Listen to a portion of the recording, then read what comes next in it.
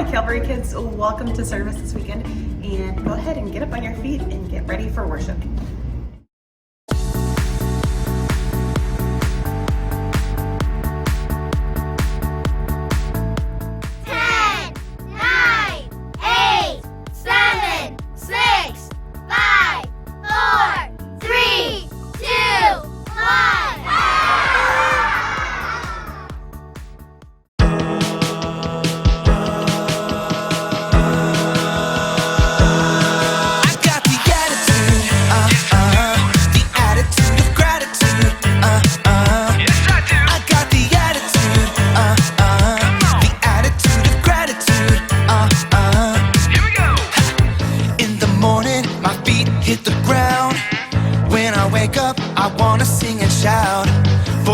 Blessing and good thing that you do. I know that it's true, and so I'm gonna choose the attitude, the attitude of gratitude, Come on. I got the attitude, the attitude of gratitude, It isn't easy when I'm feeling sad, but when I'm singing, I see it's not so bad. I'm thanking you, God, for everything you do, 'cause I know that it's true, and so I'm gonna choose the attitude, the attitude of gratitude, Yes, I do. I got the attitude, the attitude of gratitude, I wanna be thankful for my family and my friends. Yes, I am thankful. If you're thankful, come on and clap your hands.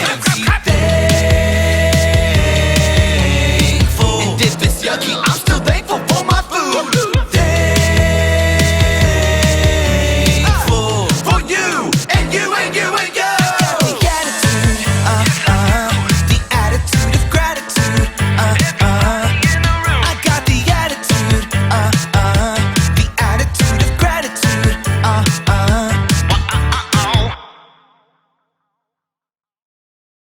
Who know what time it is? Time to hear a story full of wonder.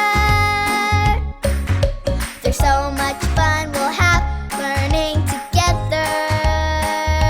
So let's go down to the clubhouse with Ollie and his friends. Let's go down to the clubhouse where wonder never ends at the Wonder Clubhouse. Meet with you at the Wonder Clubhouse. Meet with you.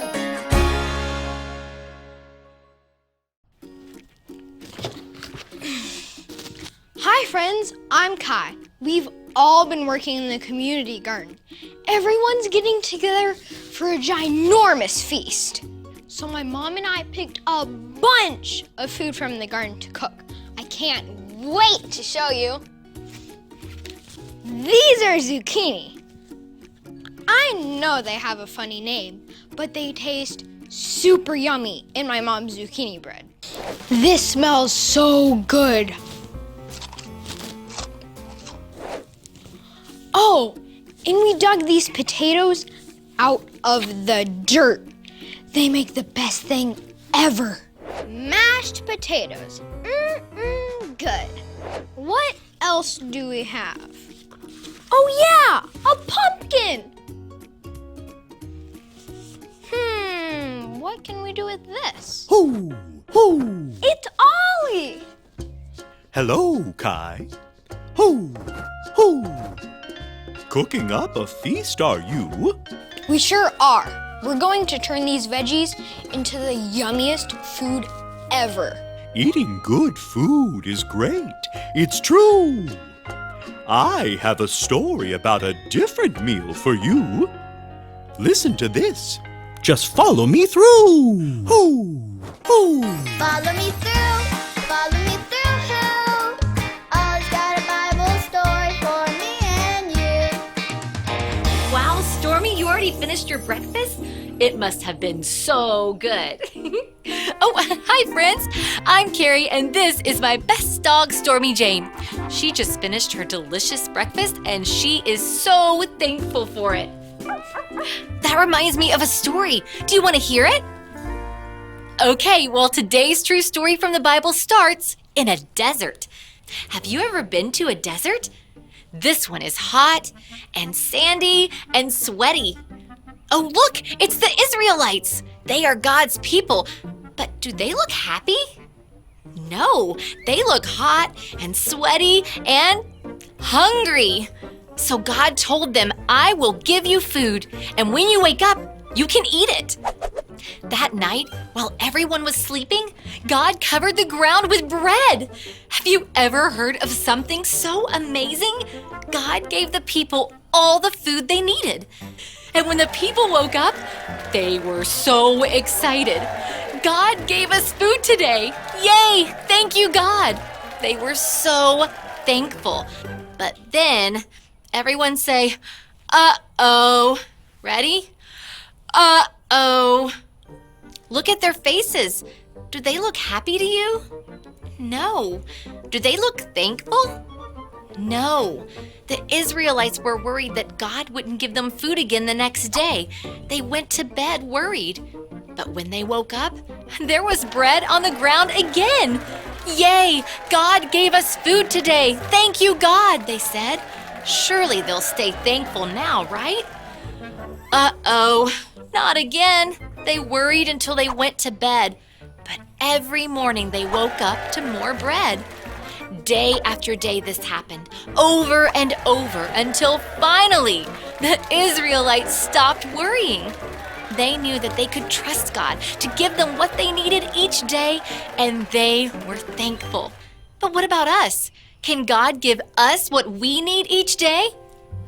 Yes, so we can be thankful. Thankful when it's pizza day, or rice day, or taco Tuesday, because we can thank God for everything. Oh, hey there, Ollie. Ollie, tell me, who can you thank for everything? I can thank God for everything. Yes, it's true. Now let's hear it from you. Tell me, who can you thank for everything? I can thank God for everything. That's the truth, friends. You better believe it. See you next time. Bye. So there's your story, and it's all true. God gave the Israelites food, and He can give us what we need too. Thanks, Ollie. Goodbye to you. Hoo, hoo. Wow! God gave the Israelites the food they needed, and He can give us what we need too. I think I got the story. Did you get it? If you did, say got it. Get it? Got it! Good. I'm so thankful for all this food and can't wait to cook it for everyone. I know, pumpkin pie. I'll see you next time. Bye.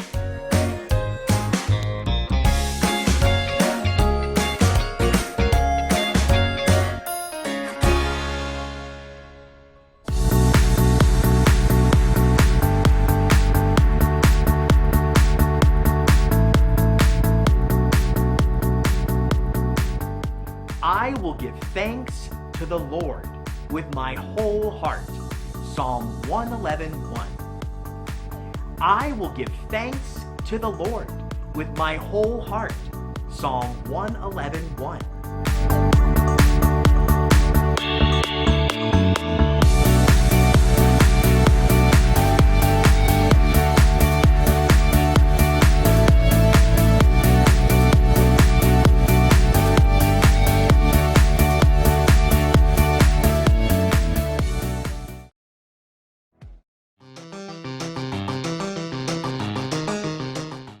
Hey Calvary kids, welcome to another edition of our game show, and today everyone gets to play. If your family is interested in playing one of our games, feel free to email me at the email address listed here and we'll get you signed up for a future week. Welcome, ladies and gentlemen, to another exciting game of Books of the Bible Survival. In this game, you must quickly decide between two books of the Bible. You can hold up one hand for book number 1 and 2 hands for book number 2. Choose carefully though. Select the correct book and you're still in the game.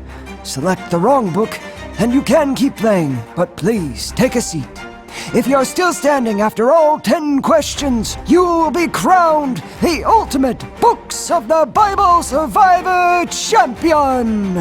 Once we start the survival challenge, you'll only have 5 seconds to answer each question. So everyone please stand up, do a big stretch, and let's begin! Which book is the first book of the Bible? Raise one hand for Genesis, raise 2 hands for Ruth.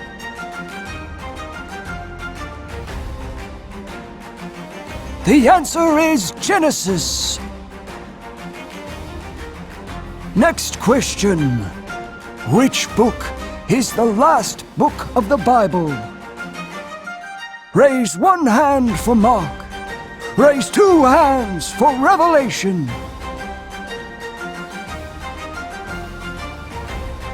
The answer is Revelation. Question number 3. Which book is the first book in the New Testament? Raise one hand for Matthew. Raise 2 hands for Jonah. The answer is Matthew. Here's the next question. Which of these books is in the Old Testament? Raise one hand for Romans. Raise 2 hands for Proverbs. The answer is Proverbs. Well done. Now, which book is the second book in the Bible? Raise one hand for Daniel. Raise 2 hands for Exodus. The answer is Exodus. Next question. Which book is the second to last book in the Bible? Raise one hand for Luke. Raise 2 hands for Jude.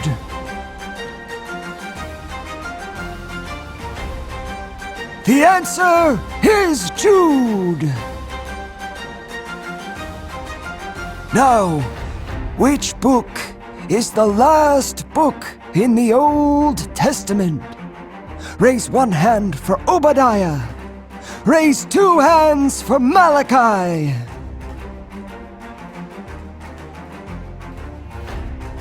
The answer is Malachi. Moving on. Which book is part of the Gospels? Raise one hand for Luke. Raise 2 hands for Ephesians.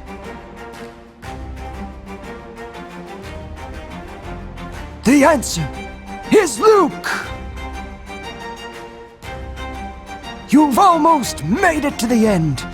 Oh, which book tells the story of a den of hungry lions? Raise one hand for Jonah. Raise 2 hands for Daniel.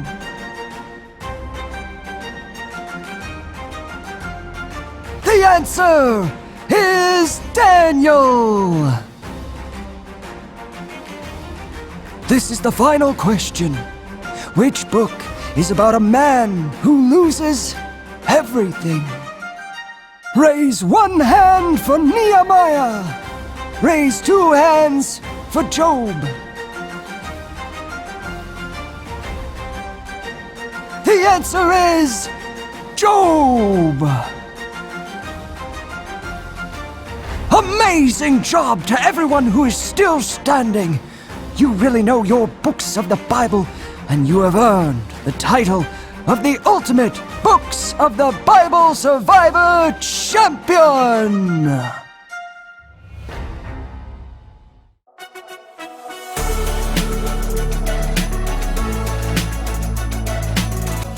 Happy birthday to you.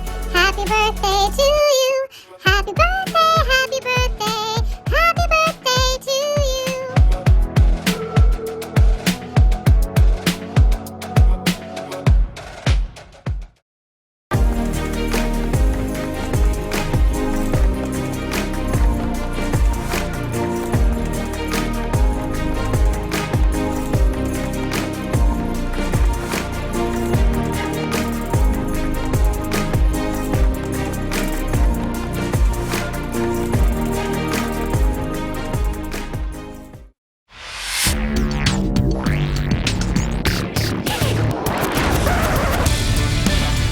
Everyone is part of a bigger story.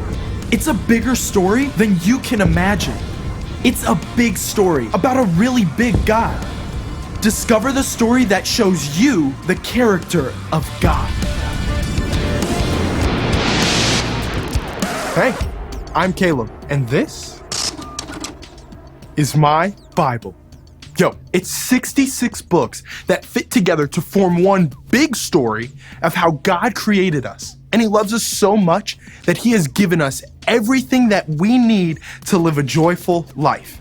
He even gave us his very own son, Jesus.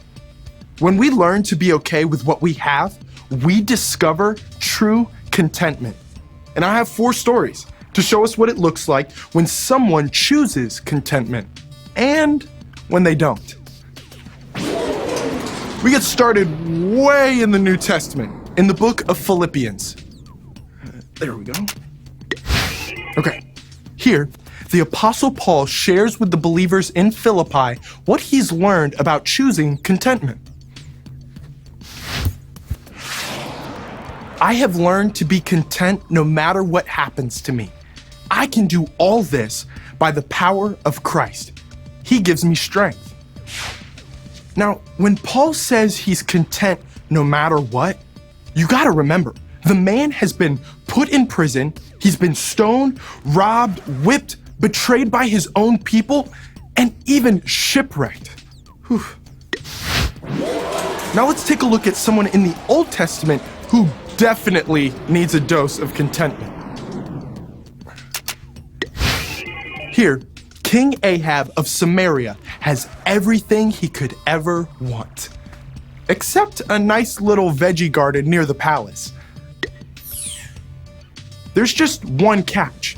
That patch of land belongs to a man named Naboth, and he's not selling. Instead of taking no for an answer, King Ahab pitches a royal tantrum. And the way he uses his royal powers proves he's the whiniest evil supervillain. Moving back to Exodus, we meet up with the Israelites. God has led his people out of slavery in Egypt and into freedom in the desert. Time to celebrate, right? Except the Israelites, they can't seem to do anything but whine and complain about the lack of a 4-star menu. And when God provides surprise food from heaven, they simply find something new to grumble about. Let's wrap up in the New Testament with another letter from Paul. All right, here, Paul reminds the believers in Corinth that no matter what they've been through, they always have something to give. Brothers and sisters, we want you to know about the grace that God has given to the churches in Macedonia. They have suffered a great deal, but in their suffering, their joy was more than full. Even though they were very poor, they gave very freely. They did more than we expected. Do you ever feel like you don't have much? There's always someone nearby who needs your smile, your words, or even your listening ear. When you choose to be okay with what you have, you've learned the secret of true contentment. And I can't wait to see how it plays out in you and me.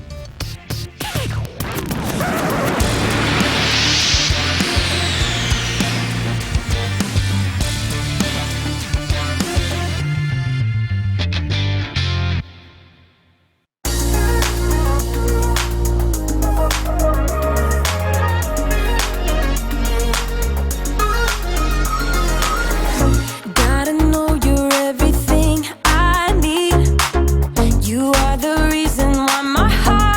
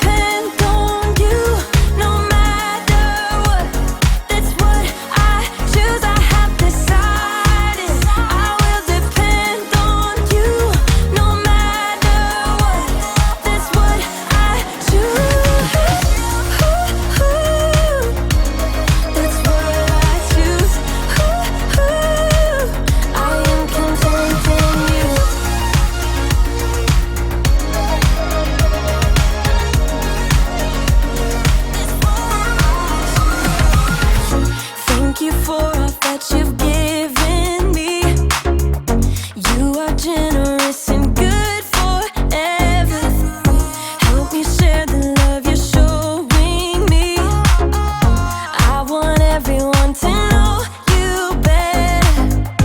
Ooh, I don't wanna miss out on this good right now. Ooh, and everything I see, you're good, so good to me. I have decided I will depend on you no matter what. That's what I choose. I have decided I will depend on you no matter what. That's what I choose. That's what I choose. I am content in you. That's what I choose. I am content in you.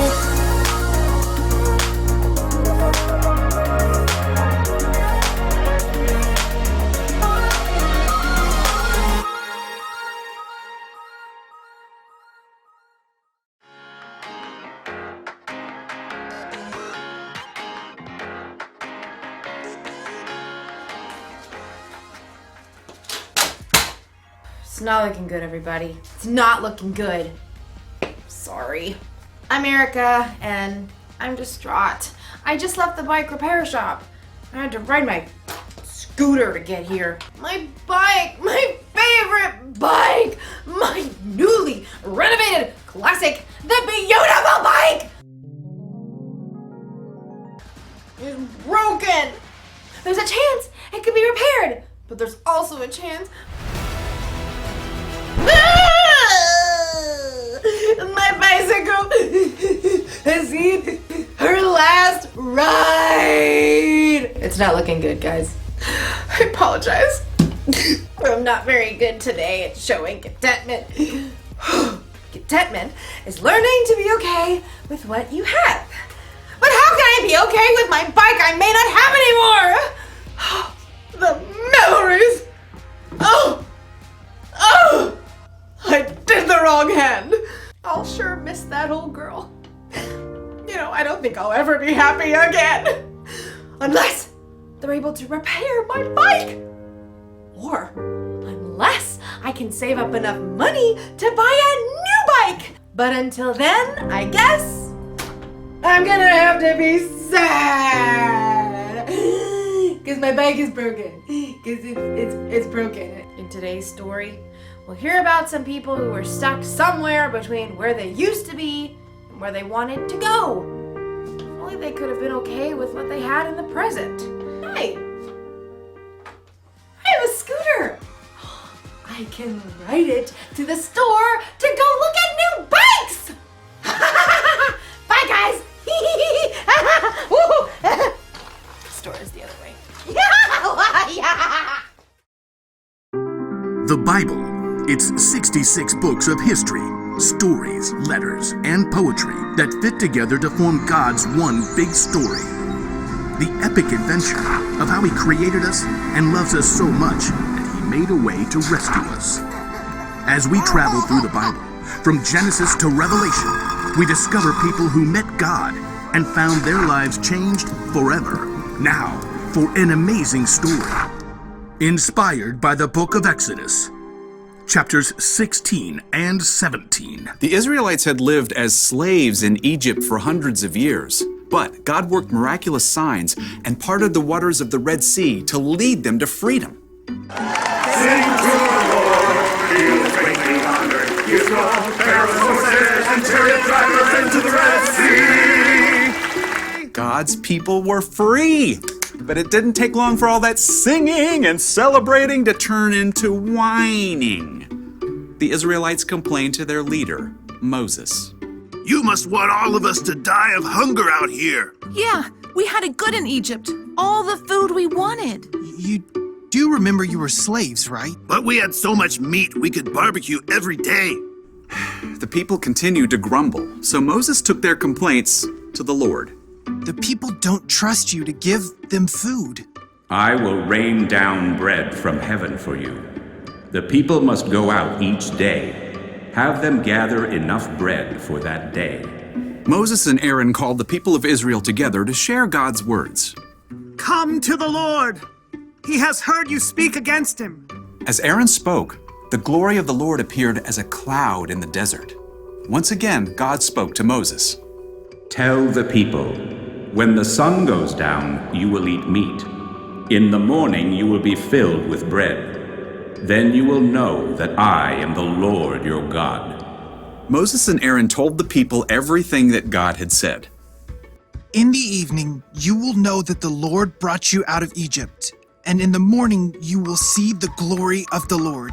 He will give you meat to eat in the evening. He'll give you all the bread you want in the morning.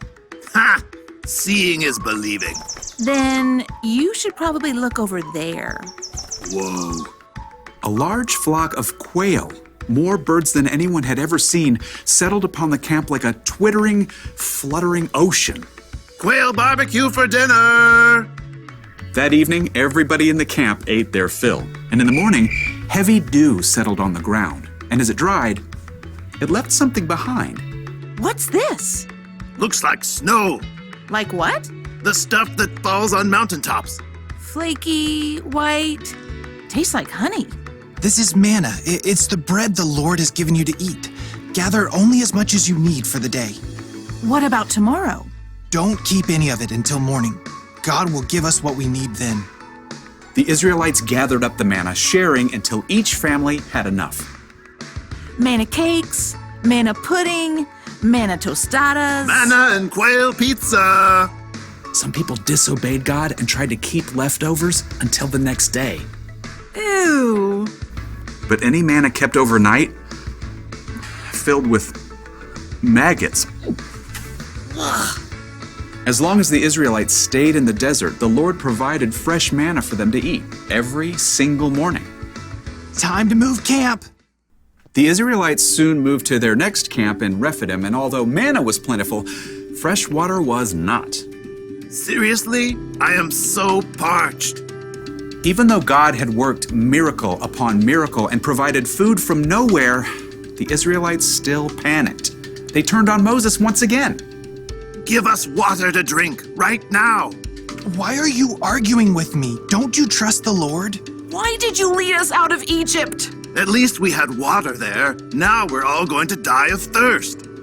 The Israelites were so angry, they actually picked up stones to throw at Moses. Frustrated, Moses cried out to the Lord. What am I going to do with these people? They're ready to kill me. Go out in front of the people. Take the walking stick you used when you struck the Nile River. I will stand there in front of you by the rock at Mount Horeb. Hit the rock, then water will come out of it. Thank you, Lord. Moses called the leaders and the people of Israel together. Come up with me to the rock at Mount Horeb. The huge rock overshadowed Moses as he walked beneath it, walking stick held high. Now see what God will do. Moses struck the rock. Immediately, God caused cold, clear water to gush from the rock, forming a rushing stream below. Not bad. Yeah, I guess it beats Egypt. For now. Over and over, God showed that He would care for His people. But still, the Israelites were tempted to long for what they had before, in spite of their newfound freedom.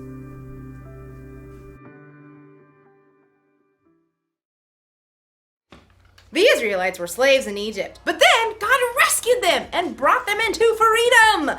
You'd think they would be overjoyed, but instead, they whined and complained about what they didn't have.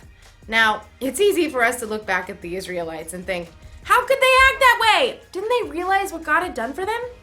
But the truth is, we can sometimes whine and complain when we don't immediately get what we want. Sometimes we look backwards, like when we start a new school year. My teacher last year didn't give us much homework.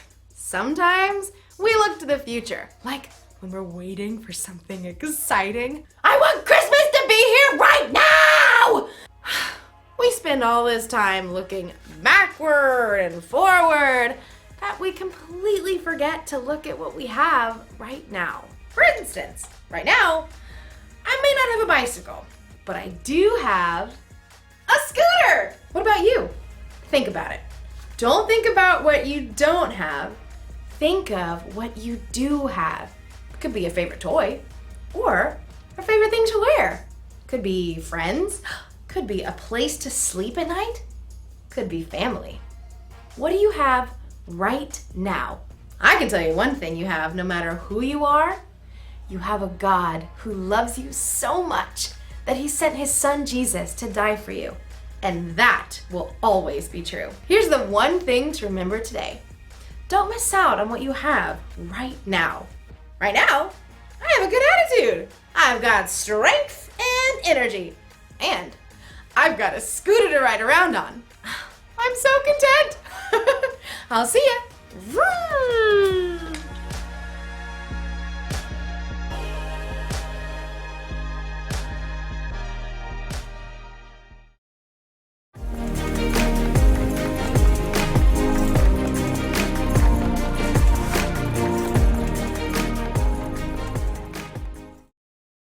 Sit, Zoe, sit.